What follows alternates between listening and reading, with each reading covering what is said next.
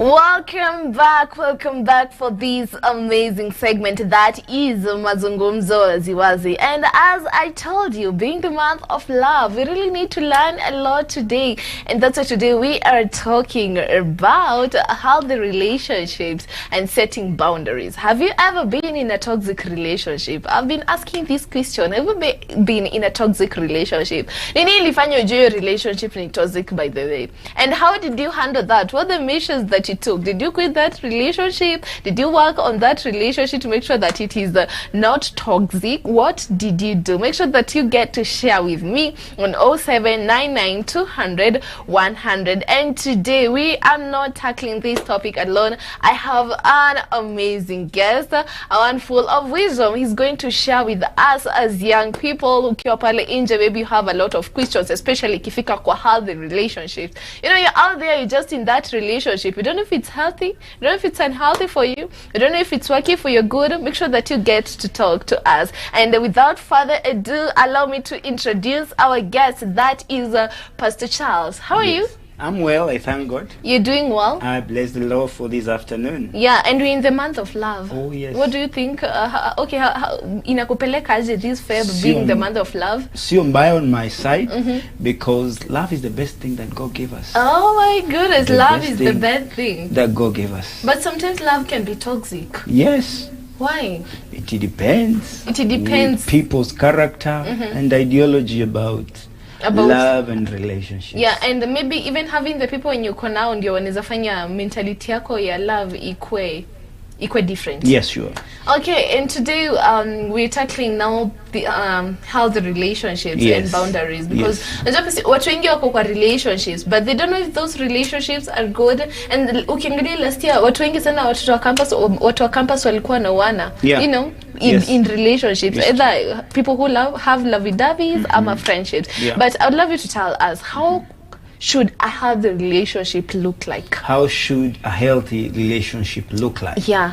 Number one, I want to say that relationships are very important, and relationships are very godly. They are godly. They are godly. And if you want to be in a healthy relationship, number one, there must be care and attention from both parties.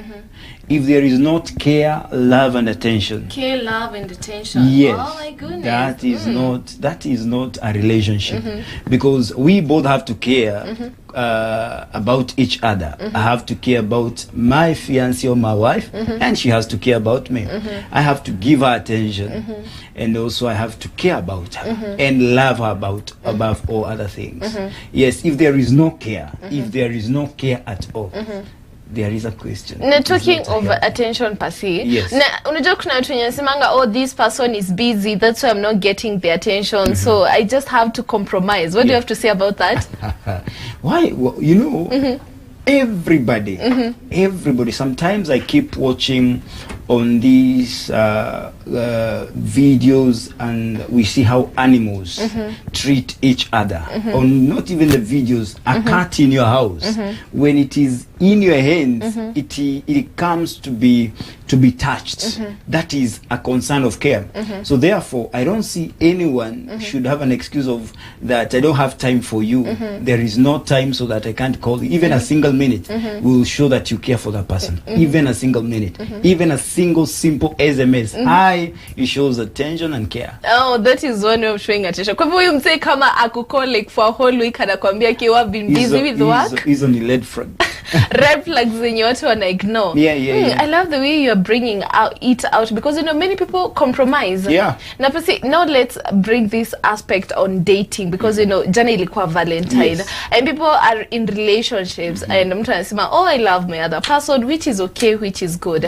But you can love a person, but that relationship is toxic. What makes a relationship sound toxic? What makes a relationship sound toxic? They say too much of something is always poisonous. Too much of something is always poisonous. When your partner needs a lot of care, everything needs to have a measure. If your partner is so much like these people who want a lot of attention, they are always there after you on your neck. They insist of more love. It's like whatever you're giving to them is not enough. That one is a sign that you are in a toxic relationship. This person ni kama vile huyu mse hatosheleki na what you are giving them. So you need to understand and to know that if your partner, either in marriage or in this case is a relationship, if they are not satisfied with what you're giving them in terms of love, care and attention, you're in a toxic relationship. You're in a toxic relationship. Yes. But if you want to know, there's a person who they want to be possessive. There's nothing like that when it comes to a relationship. You want to be possessive? Yeah, kuna watu wako nje wako hivyo pasi. I understand. Is that toxicity, you know? I have said everything needs to have a limit. A limit. If you want to be obsessive, in this case that you want to be with me all times, everywhere I go. So you mean that I will not have my own time with my own friends? That is going beyond the limit. Kwa hivyo inamaanisha, let's say maybe I have this person that I'm dating. Yes. Kuna boundaries hivi ifika kwa marafiki wake. The boundaries, the way he treats me and na marafiki wake, I'm not supposed to be involved sana. You need to let the man have a space. Or the woman Ladies, have a space. Man. Let him have a space, feel like he's a king. He is a king, because if he's all yours, he will come back. He will come back. But you are like chasing him, you are like keeping, guarding him. He will still move. But it is important to understand everything that you do, you go beyond its limits. It is toxicity. It brings the aspect of being toxic in it. Wow, so you guys, need to be so careful. People need to be so careful when it comes to that. And how can young people, now let's talk about communicating their emotions. How can young people communicate their emotions in a relationship? In a relationship. Yeah. That gets us back to the position of care. The position of care. The position of care. If you're in a relationship, you need to understand how your person or your other partner feels. There are forms of expressing how I am feeling. I can speak. If I'm well enough, I can understand her feelings even without her speaking, because that is another way of learning to communicate. Understand how your person is feeling in a certain thing. You need to know how to speak it out. If like I am not satisfied with whatever you are doing, I need to have a polite way of speaking it, even if it is not right what you are doing or how I am feeling. I need to have a good way of expressing it to you. Yes. But Pasi, unajua, what about these people that maybe you could give us ways of making sure that the communication is healthy and effective? Because kuna mtu akikasirika kwa relationship, unajua, it's tantrums, shouting, and a lot of different, actually even silent treatment itself. Yes, it's still communication. It's still communication, which is bad, totally bad. Yes. Yeah, maybe you can tell us effective ways of communicating in a relationship. Effective ways of communicating in a relationship. Yeah. I always say this. The best way of communicating, an effective way, is speaking it out. Say it as the way it is. Even hakuna kusugarcoat, hakuna kusugarcoat. Me, I like speaking things, putting them in black and white. Kama ni mbaya, ni mbaya. But unajua so you speak it out. Wanakonga zile za, if I communicate, I lose this person. Maybe this person does. Kuna wale watu wapendi kuambiwa ukweli. I'm like, I have to sugarcoat isitoke ikiwa vibaya. So if you sugarcoat, let me say this. If you are afraid of losing him or her because of speaking the truth, then therefore that person is not yours. Because if he or she was meant to be yours, you need to understand and to have the ability to hold the truth. Oh my goodness, the ability to hold the truth, no matter how it is coming. Yes. And now let's dive a little bit kwa boundaries kidogo. What can a person do in a relationship to make sure that even if this relationship inanipea pressure kidogo, I'm having maybe a boyfriend out there, it doesn't give me pressure, like it doesn't cross my boundaries, I still get to maintain my individuality as an individual. All right. Yeah. That's okay. I started by saying I am still going back to what I said. I said 3 things before I started. I spoke about love, I spoke about care, attention, and attention. And I'm going back to care. going about back to care. If I care about my let me speak in this way, you are in a relationship with a man or a woman, then this person akona boundaries zake ambazo amejiwekea. If I truly care about her, I'll make sure kwamba the boundaries that he has placed, I don't go beyond. For instance, today is a weekend. I will know men like their freedom today, or they want to go out and watch not movies but watch soccer and enjoy. If I care about this person, I know akienda na maboys nje atajinais na hata simu nikipiga anaweza kosa kuchukua. So that one will bring ile sign ya like, why is he not picking my call? Who is he with? But if I truly care about that person, I know that is my boundary with my boyfriend. He needs his space. Even if he is doing whatever he is doing, he has some limit that he can't go, because it starts with you. It starts with you. But see, you have said something like unamwacha anaenda pale nje nicing himself. What about unajua kuna leo watu wenye nakuanga na insecurities? Is it healthy to have insecurities in a relationship? It's okay to have it. Oh, it's because okay. This is your person. I also have mine with my own wife. Yes. You have your even in marriage you still have insecurity. Oh yes. Oh my goodness. Yes. I thought really insecurities in a kwa relationships. That's because you love that person. What causes you to have the insecurities? Oh my goodness. It's because you love that person and you love them deep. Yeah. Guys, do you have insecurities with your other person? Maybe you're lovey-dovey pale inje. Do you have any insecurities pale inje? And now still on the that is healthy relationships when it comes to dating. Yes. How do you know that this is the right time for me to walk away from this relationship? Ama, what makes you realize, oh my goodness, this relationship, it's not healthy at all. It's not bringing any impact to me, and you know, it's time to walk out. Okay. Yeah. Thank you. One thing of understanding and knowing that this is a season of walking away is that when you reach a point that you can't have a healthy communication, you can't listen to each other. Why do we call it communication? It is not a monologue, it's a dialogue. So if we can't talk to each other, then this thing is heading to somewhere. The reason why people are killing themselves or killing each other in the marriage or in relationships because they can't have a communication.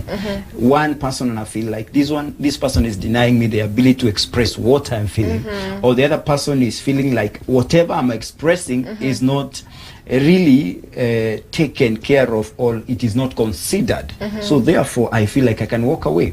So one way of knowing that I am out, I should be walking out of this relationship, is that when communication or whatever you are saying is not considered, or there is poor communication skill in that relationship. If your boy or your woman cannot really take care of whatever you are telling them with a lot of attention, they cannot get what you are telling them, they keep repeating it, it is high time you just walk out. And apart from communication, because I know there are different people are watching out there, na kuna vitu tofauti zenye they would love to know, maybe you can elaborate on more things that you should consider. Ni itakwambia, you know, at this high time, baby girl, gentlemen out there, walk away. Okay, thank you. One, apart from the communication, yeah, it's how he or she treats you. Treatment. How is he treating you? Even men loves being treated. See, ladies peke yake. Acheni kuwa wachoyo. Kwa hivyo this is a myth that baby girls soon wanafaa kuwa treated. Why are we calling it a relationship? Oh, a relationship too. True. Oh my goodness. Therefore, guys, do you hear this? There is a man way to be treated and a lady's way to be treated. Yes. So treatment. Treatment. Now talking of treatment, let's talk a little bit about silent treatment. Silent treatment in a relationship. You have said something to do with communication. Is it healthy? It is not healthy.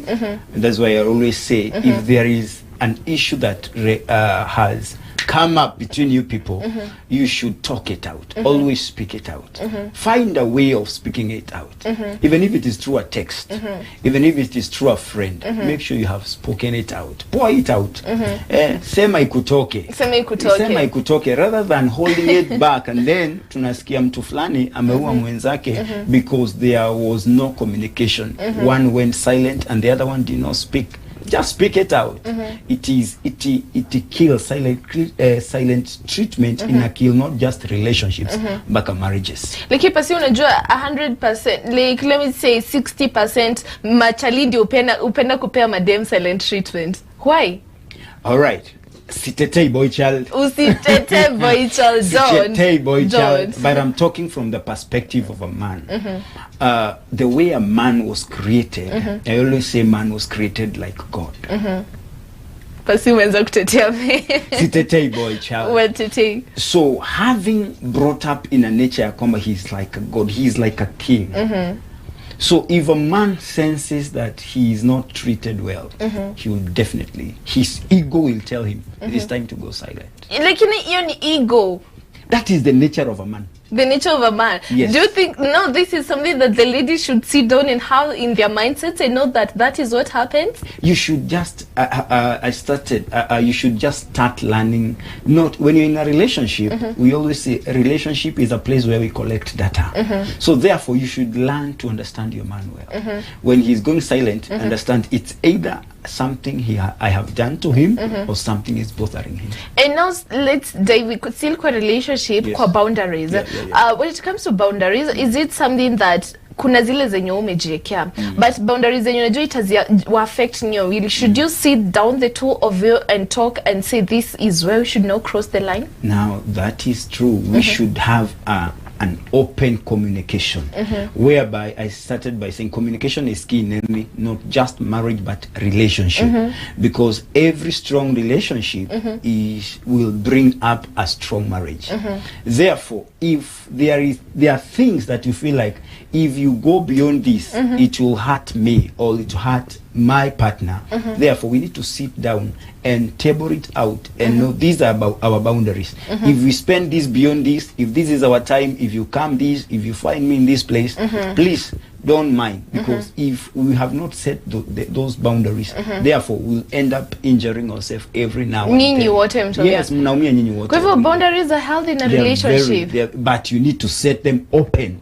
The two of you, si mtu ajisetie yake. Si mtu ajisetie na useme atafikiria. Atafikiria ajijazie. Like lazima msiajiambie kwani si lazima ajue. That is why it is called a relationship. It is not one, it is not based on one person. It is based on two people. It is based on two. Speak it out. Speak it out. Yes. And let me read something. Kuna mtu hapa anaitwa on Serio, he's saying that from Nanyuki. Yes. Nasema mimi tulikuwa tunauliza how did you know that your relationship is toxic? Anasema mimi aliniuliza what are we? We pole. Alafu anasema nikajibu we are the human beings. Since that day sijawahi ona DP. Alimuuliza what are we? What are we? But then that question, what are we? What do you think about that question? What I'm thinking, according to what I'm thinking, there is something that lady is not telling us. There is a battle that was not settled somewhere. Yes. Akiuliza what are we? Akiuliza what are we? There was a battle that was not settled. There was a communication that was hanging somewhere. Now anakuja kuuliza what are we? Jamaa anashindwa what is happening here. What is not happening? The way of defending myself is to ask. What are we? Is to ask what are we? Well, guys, this conversation is getting hotter, and you're out there. I really want to hear from you. Have you ever been in a toxic relationship, and what made you realize that this relationship is toxic? We have Pastor Charles here, and he's here to make sure that maswali yako yote yamejibiwa. Being the month of love, by the time tunaingia the other month, at least we have a lot of wisdom and knowledge. We'll go for a short break. Then after that, we'll be coming back to talk about now relationship when it comes to, apart from dating, friends. Yes. So stay tuned.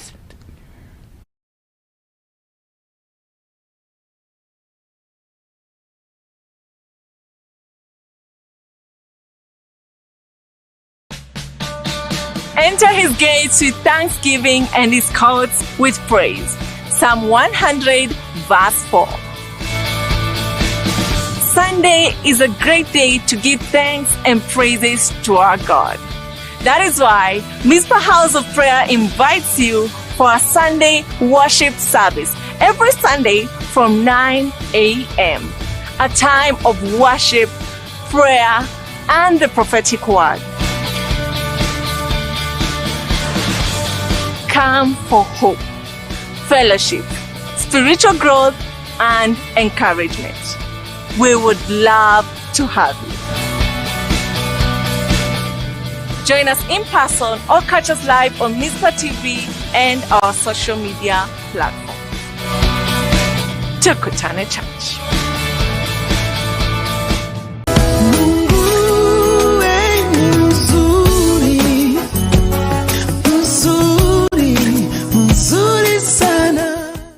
Hello to you, Asifiwe Yesu. I am Godwill Babeti. And to get my song, Mazungumzo, as your skiza tune, go to your phone and text the word skiza, then leave space, then the code 5707807 and send to 811 and you'll get it at only 1 shilling.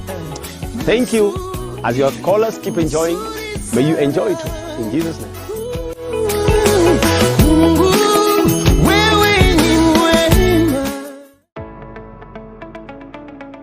Get ready for a powerful prophetic season at the Keepers of the Flame Prayer Summit.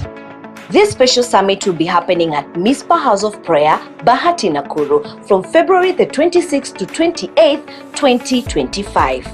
Every day we need that connection. Every day we need that breakthrough, the Holy Spirit. Every day we need to touch the heart of God. We need to tap the heart of God. We need to develop a highway between us and God. This will be 3 days of prayer, worship, and prophetic intercession as we stand in the gap for families, the church, and the nation. Spread the word, prepare your hearts and purpose to join us. We look forward to seeing you at the Keepers of the Flame Prayer Summit. We invite you to join our online family on Facebook, YouTube, Instagram, X, and on TikTok at Mizpah TV Kenya and Mizpah House of Prayer. And now we have great news. You can watch Mizpah TV anywhere on Twitch app, which is available on Google Play Store and Apple Store.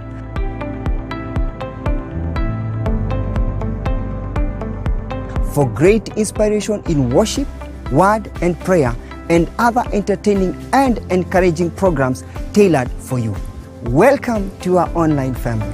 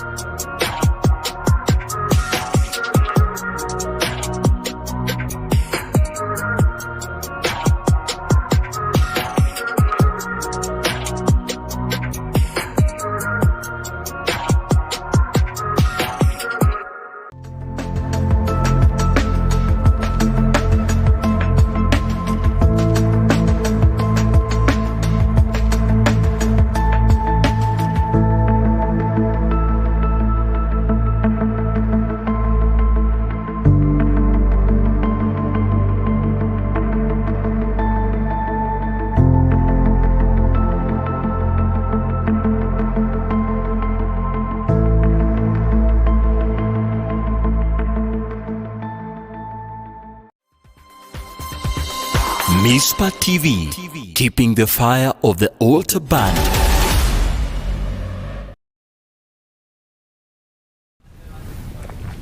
Welcome back for this amazing segment. Na leo tumekuja na maubadi jamani. This is Mazungumzo wazi. We unleash all the ubayas, and being the month of love, there are a lot of things that you need to learn. Yesterday being on a Valentine's, I don't know how you spent your Valentine, but today we're talking about that is the healthy relationships and setting boundaries. And let me read a few of your comments. I can see there are people who are talking here.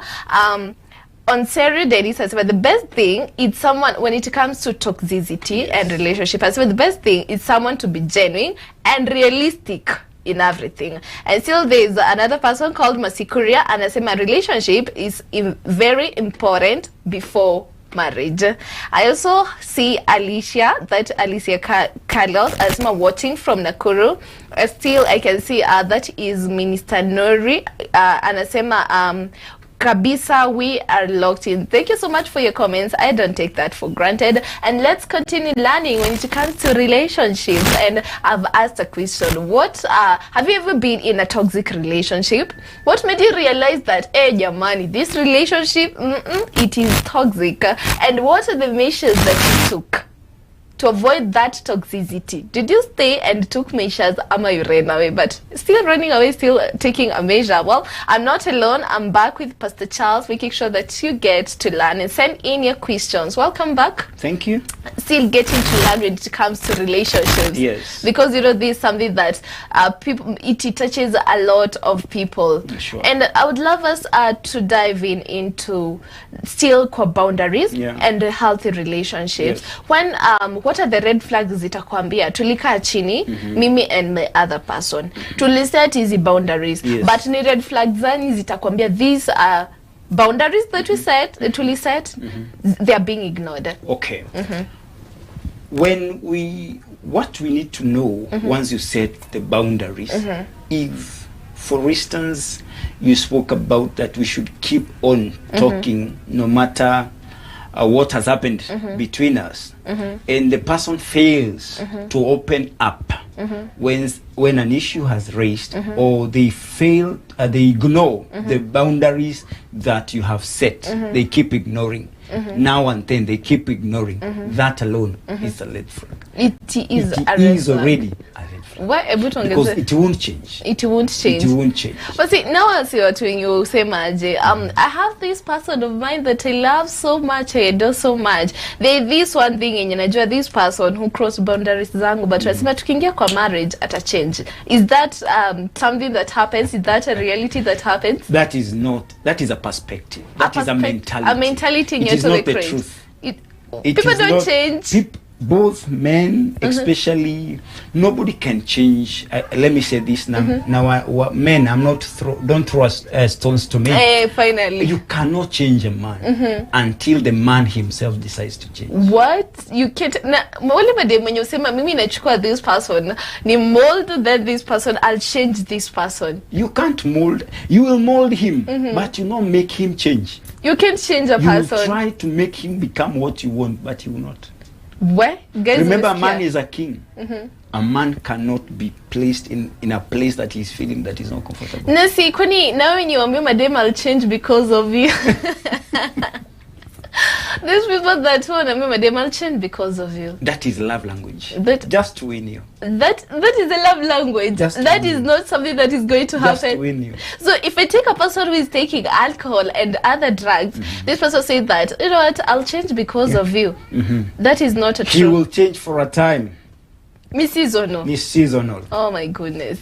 So what are people supposed to do? If he has not decided personally, I'm going to change. And how will you know that this person is changing? This person is going to change. Kama amesema ata change. Maybe kuna wenye who keep their word. There are people who keep their word, and that's why I've said when we have put boundaries, if he's not repeating the mistake many times, then you know he's changing. But if he said, I will change because of you, and after 2 years down the line in the relationship, he's still doing something that he said he will change, that is, you just have to run or put it off. And put it off. And still, on relationships, Pasim, you setting boundaries. Yes. You know, maybe kuna hizi vitu zenye, maybe kwa relationship umesema, I won't be doing this and that till this time comes. And you know, this thing, it is going to affect your relationship for a period of time. Now, what measures or what can you do to make sure that the boundaries zenye me set, they're not hurting you, not feeling the guiltiness of setting the boundaries. The boundaries. Yeah. So one, I just go back to what we said about care. If we have set boundaries, like one I can say, we are in a Christian-based relationship. Therefore, if we are in a Christian-based relationship, we will all understand that as much as, or the many times we have sleepovers, the many times sleepovers, yes, the many times our boundaries will be broken. And since we break these boundaries, we'll have a weak marriage that will establish because the foundation was destroyed. So one thing we should do, we should always protect. And this calls for both of you. And that's why care comes in. I have to care about the boundaries. But sometimes we are carried by love. But we need to be very careful so that we don't break the boundaries that we have set.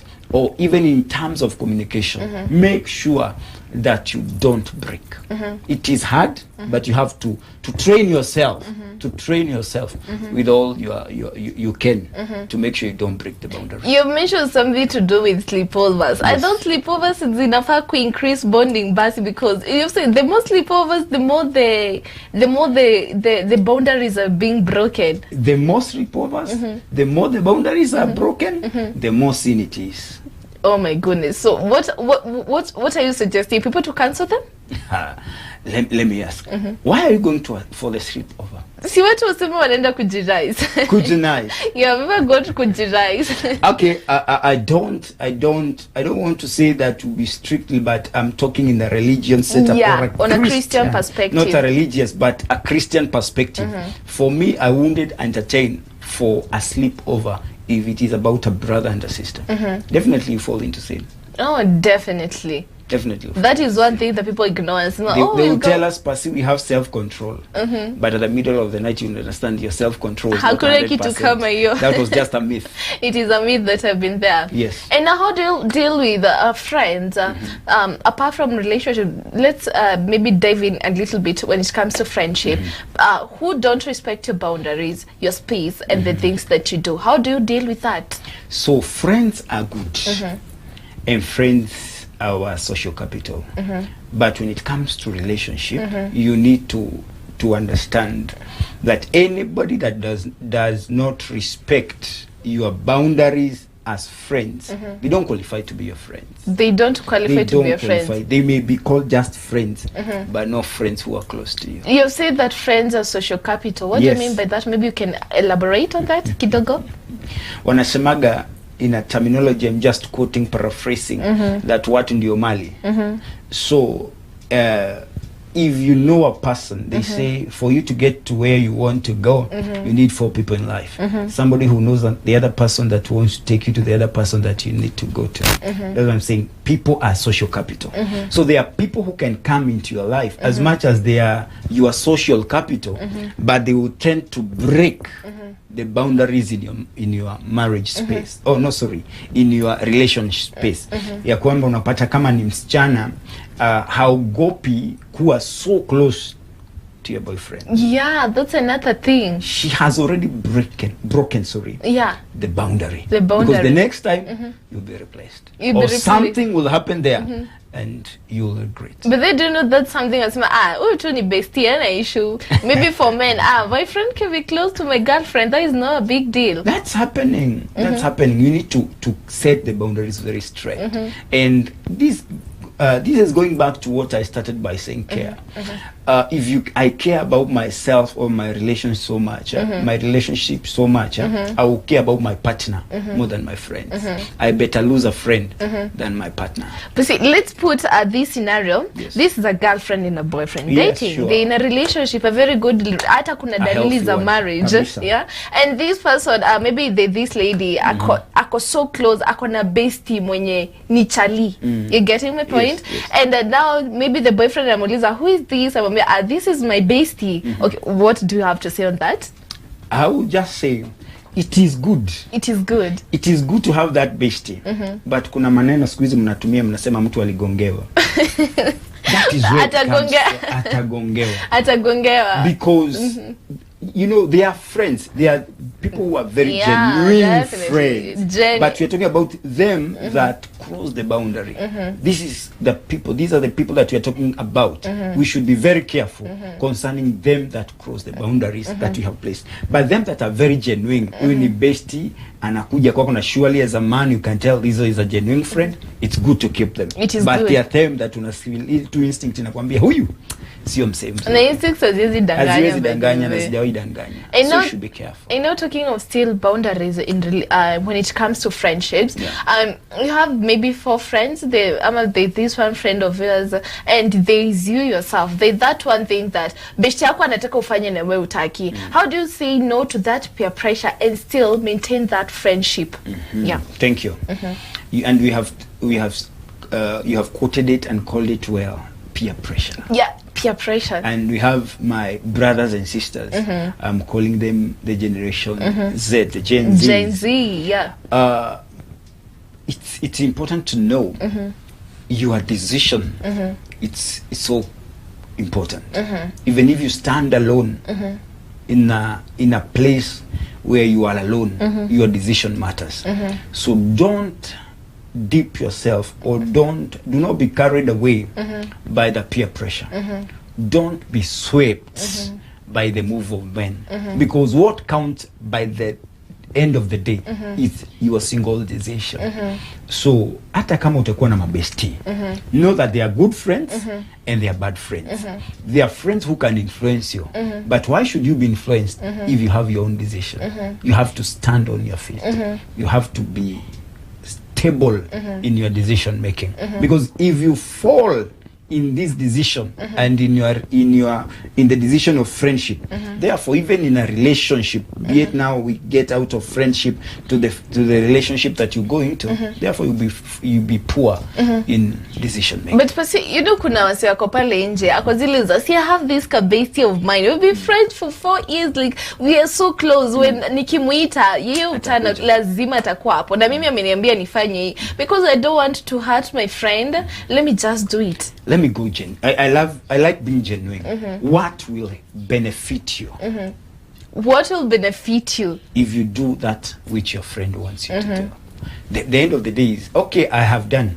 For instance, you are out there and let me believe you are born again and the kabesti is not born again. Nakwambie, my friend, wacha tuende hivi, we do 1, 2, 3 things that are not right according to God and the set standards ya God. Na personally we unajua hii sio mzuri, itafanya ni feel guilt because it is sin before God. Yeah, it is sin. It's sin before God. So wewe you fail to please your maker, yeah, you please your friend. Oh my goodness, meaning that there are things that people are supposed to consider when making that kind of a decision. Important.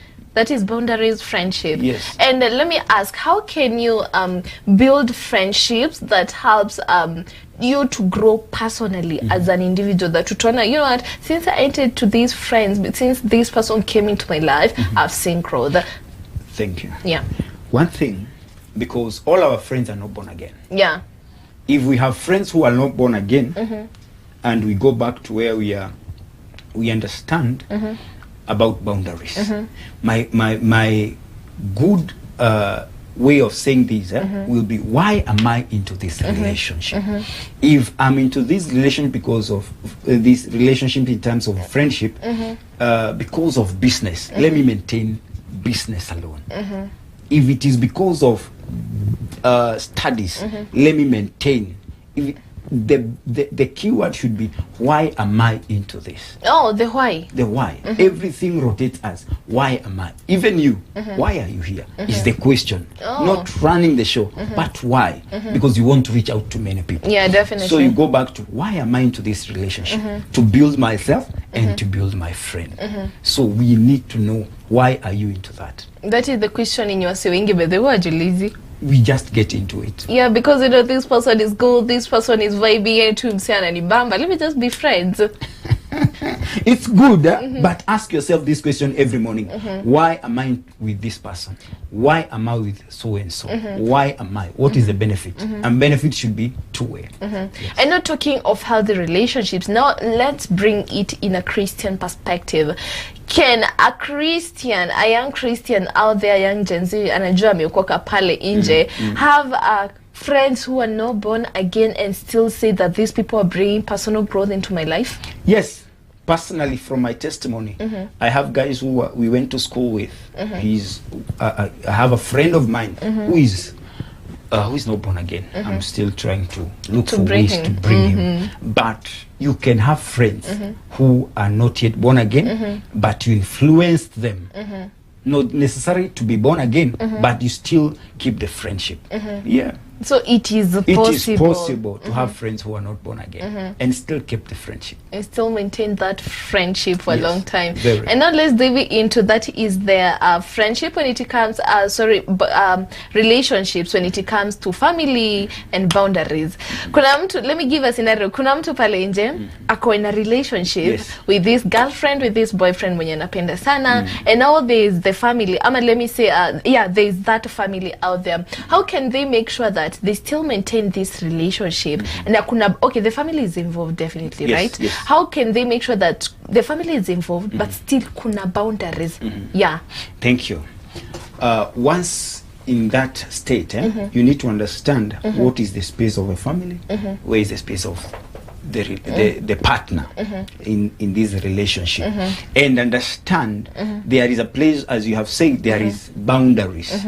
In this case, you need to know if it is from the man's side. I need to know that as a man, there is my family. There is a place they should come up to. They should not come to intrude our space. In other words, they should not make decisions. They should not suggest something that will affect us, because that is not their space. That is our space. So you need to know, as much as I am coming from a family, there is a space of a family, as you have said. If they start mentioning something negative or not positive, or trying to tell you like, change the decision you are doing concerning this one person, you are the person who is in love. As much as family is important, the decision is yours. So you should understand and be careful to note when they are crossing over as families, the boundaries. The boundaries. Number two thing is that you as an individual, you are the one to protect your partner, because there are boundaries you have kept. You have to show them that if you come up to this, you have walked over the limit. So you stand to protect your partner. But see, now talking of that family and relationships, kuna wase wenye unapeleka this beautiful lady to see the parents, you know, and they're like, no, we don't love this lady, maybe tukusaidie kutafuta mwingine, ama we don't just love her, she's not vibing the way we want her to vibe. What do you advise? Because I believe kuna watu wenye wamejikuta in such incidences. Now you have to choose a person kulingana na vile familia yako inataka. Is that healthy? Wow, the world has changed and the world has revolved and evolved. Those were things that they are true. There is a perspective. Maybe they may be talking from the point of truth, but from my perspective, I'm quoting this, I'm saying again, is from my perspective. I would say that as long as I am the one who is in the relationship, I am the one who have looked for and have been with that girl. So I have to know, kama huyu mtu, why are they saying this? So the key word should be, don't be bothered. Because once you get such information, because unajiambia kuna wale ambao ni wazuri na kuna wale ambao si wazuri, but in you, when you are taking them to your parents, you know they are good.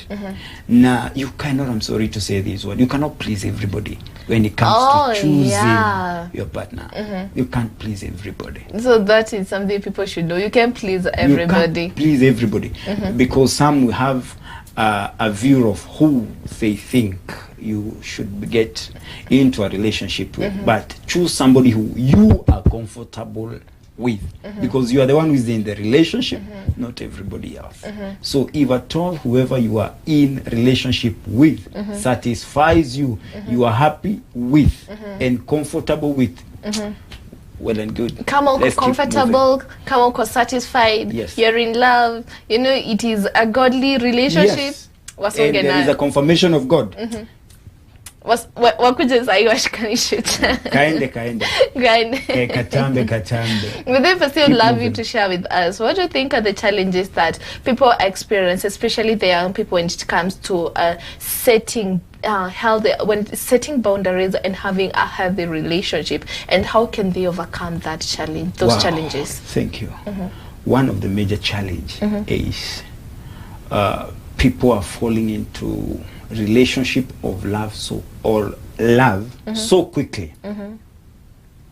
All I can say, the reason as to why many are falling into that relationship is totally different, not love. A different agenda.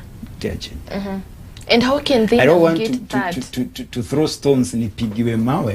No, but throw them you kidogo. find that nimeona chali amejiweza. Ama dem amejiweza. Amejiweza, kuna venye kuna vile amejiweza, yeah. Mfuko ako sawa. Ako na kagari. Kazi iko. So mimi kama msichana I get into that man with an intention of being the woman in her life. The intention, the purpose. Sio right, but niko pale kwa sababu ya do. So later on you find that things are not working. Things are not right because you entered into that marriage. You entered or into not that sorry, relationship. In a bad way. In a bad way. The reason, one major cause of bad relationship is the reason, the intention. The intentionality of you getting into that relationship. Wow, I love the way you're bringing it out. I believe that you are learning. And let me read a few of your comments. I can see Job Mwangi Kaba anasema tumefika. We can see Masikuria anasema watching live from Riyadh. Happy to see my dad, Pastor Charles. Yes. Also we have Masikuria anasema I waited for mine to change for 5 years, but he never changed. I had to Morife run. Oh my goodness, that is bad. Kwa hivyo watu wanafaa waangalie such kinds of red flags. Yes. Also, I can see Alicia Wahomes anasema that we are learning. Again, I can see Joyce Njao anasema tuko ndani kabisa. Again, you have Carol Wahome anasema that watching from Nairobi. Oh my goodness, guys, I believe that you have learned because when it comes to pale kwanza kwa relationship and now we're in the month of love. Yes. Akipasi, I love the way you brought it out. Najua say pale nje wamesoma sana. Yeah. You said that love, Yes. intentionality, Yes. and care. Yeah. Umesikia you say, make sure that umekaa chini umeenda umeangalia relationship yako. Do I have these things? Do I have the boundaries that make this relationship learn? Na tukasema too much of something is poison. Thank you so much for tuning in. Thank you so much for being here part of this segment. This is Mazungumzo Wazi, and we always have it every Saturday kuanzia Masake. That is from 2 p.m. This is an amazing segment where you get to learn as a young person. I don't know what you're going through out there, and that's why I said if there's something that you're going through out there and you would love us to tackle it, well, this is the right place. Bonga na mimi on 07 99 200 100. Pasi, as we wind up, anything Yes. for the viewers? I want to say this as we finish. Love is godly. Wow, love is a beautiful thing and Love godly. is from God. Wow. Love was created by God. Wow. And love brought us Jesus Christ. So be in love being in love is the best feeling, but it is your choice to choose the person you want to spend that love with. That is my parting shot. Wow, I believe, guys, umesikia hayo when the words of wisdom, and I believe that you have learned a lot. We're going for a short break, but sure, Jaisha, this is a place where you get it activated, where you get to learn. We're going for a short break, but we're coming with that amazing, oh my goodness, it's just an amazing segment. It's called MYA. That is Meet Your Artist. Get to meet the young artists who have been in the industry of art, that is music, fashion, poetry. But today, diving into the music industry. So make sure that you stay tuned with a music artist pale nje, and there's something that you're going through. We have an amazing artist who we are going to learn from. We're going to learn from. Stay tuned.